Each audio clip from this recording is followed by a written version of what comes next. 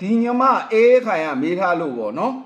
အကိုရေညမကစိုင်ဖွင့်နေတာတဲ့ငွေကတော့30လောက်ပဲရင်းနိုင်နေတဲ့ဆိုင်ကန်းကားကတဲ့တစ်လောက်2သိန်းဆိုတော့တဲ့အစီပြေပါမလားရှင်တဲ့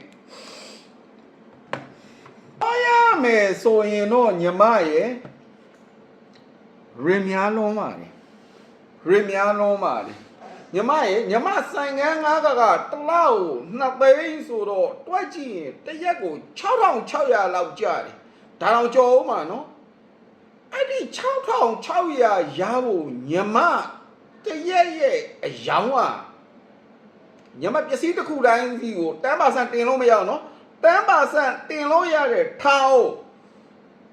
ညမ6600ဖို့ပထမဦးဆုံးလတွေမှာရောင်းလို့ရနိုင်ပါမလား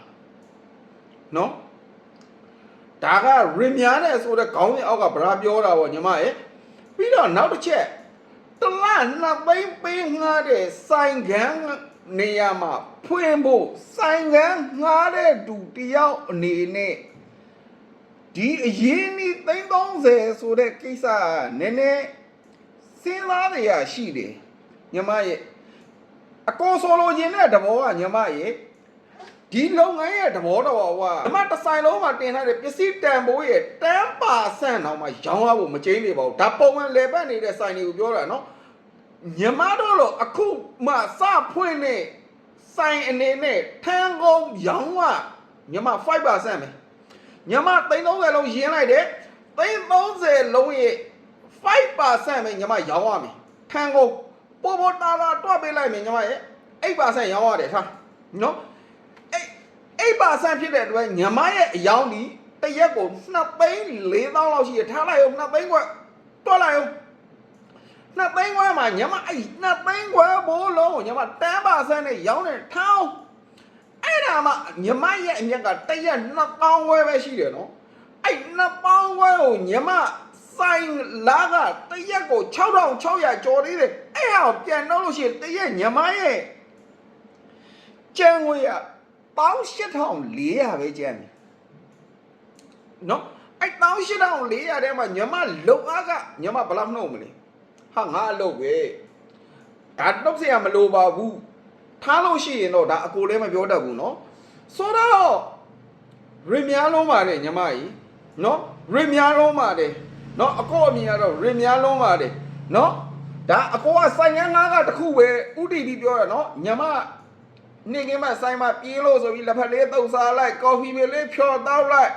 အဲ့လိုကိစ္စမျိုးတွေမပါသေးဘူးအဲ့ဟာတွေထဲမတွက်ထားသေးဘူးပြီးတော့ဟိုစရိတ်ဒီစရိတ်ဟိုအခွန်အခဒီအခွန်အခဆိုတဲ့အကြောင်းအရာတွေထဲတွက်မထားသေးဘူးနော်အဲ့တော့ညမနည်းနည်းလေးတော့တစ်ချက်ပြန်စဉ်းစားကြည့်တင်တယ်လို့တော့အကိုယူဆပါတယ်နော်ပြီးတော့နောက်တစ်ချက်အကိုရေ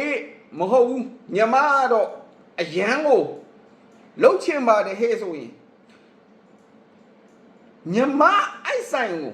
အ ਨੇ ဆုံးနော်အဲ့နှစ်သိန်းနဲ့တနှစ်ကနေ2နှစ်အတွင်းငှားထားတာဖြစ်လို့ရှိရင်လို့အိမ်ပိုင်ရှင်ကနော်တနှစ်ကနေ2နှစ်အတွင်းအ ਨੇ ဆုံး1နှစ်ငှားပေးရမယ်နောက်1နှစ်မှလည်းဈေးမတက်ကြဘူးအဲ့ဟာဆိုတော့ညမလို့တော့ဒါအကိုအားပေးတယ်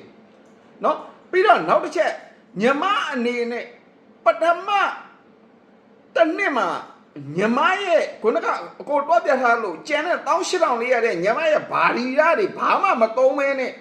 အဲ့ဆိုင်တွေပြန်ထည့်မယ်ဆိုရင်လို့ဆိုင်ရနော်ကော်ဖီမစ်တစ်ထောက်တော့ညမယူတော့လို့မရဘူးနော်အဲ့ဒါမျိုးဟဲ့ဆိုရင်တော့ညမလို့နော်နမလို့ဆိုရှိရင်တော့အမပေးပါဘူးလို့နော်ညမရေနော်